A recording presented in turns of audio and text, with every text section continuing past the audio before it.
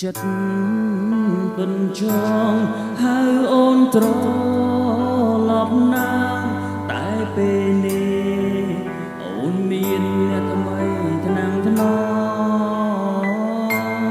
មមូលហេតុយើងបែកគ្នាព្រោះរឿងយល់ត្រឡំគឺរូបបងធ្វើឲ្យអូនរបូតពីបានត្រឹមលួញមើលមុខលួញសំលឹងភ្នែកថ្លៃ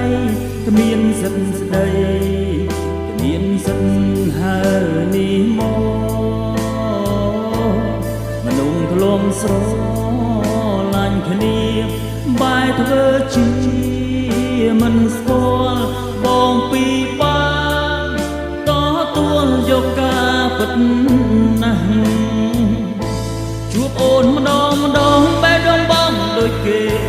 ចាក់ត្រូវមួយដាឈឺណាស់ត្រាំត្រើយបងចង់តែបរិយាយឲ្យអូនបានដឹងថានឹងអូនណាស់បងស្រឡាញ់អូនណាស់ដឹងទេប្រលឹង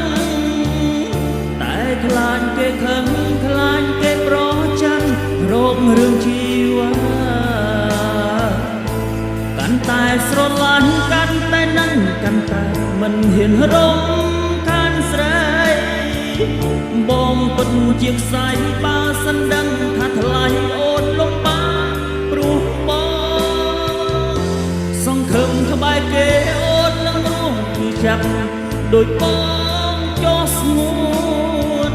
ក្បែរគេចោអូនឃើញបើបងឈឺ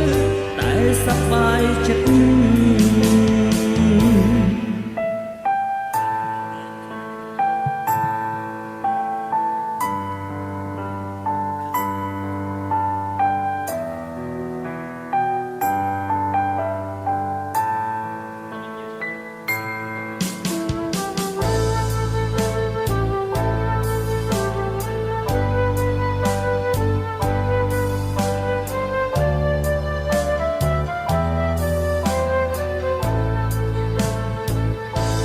ជួបអូនម្ដងបេះដូងបងដូចគេចាក់ត្រូវមួយដា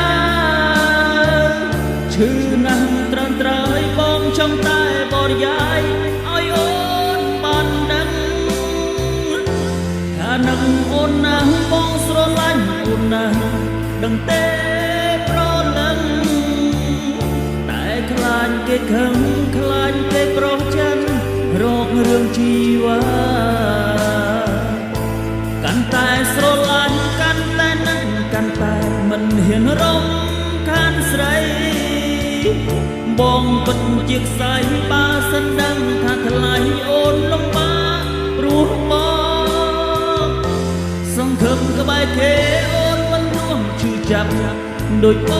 ងចោះស្ងួនក្បែរគេចោអូនឃើញបើបងឈឺតែសប្បាយចិត្ត